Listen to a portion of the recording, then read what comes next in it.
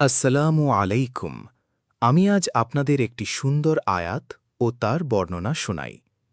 আল্লাহ রাব্বুল আলামিন ও তার রাসূলের আনুগত্য প্রসঙ্গে কুরআনের আয়াত। বিসমিল্লাহির রহমানির রহিম।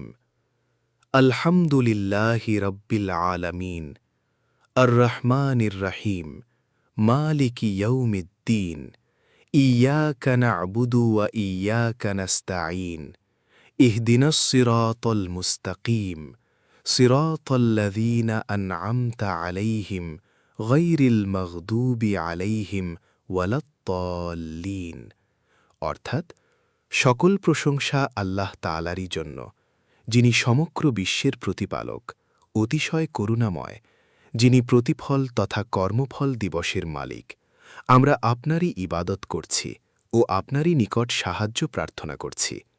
আমাদেরকে সরল সঠিক পথ দেখান, সেসব লোকদের পথ যাদেরকে আপনি নেয়ামত দিয়েছেন, তাদের পথ নয় যাদের প্রতি আপনার গজব বর্ষিত হয়েছে, আর তাদের পথেও নয় যারা পথভ্রষ্ট হয়ে গিয়েছে।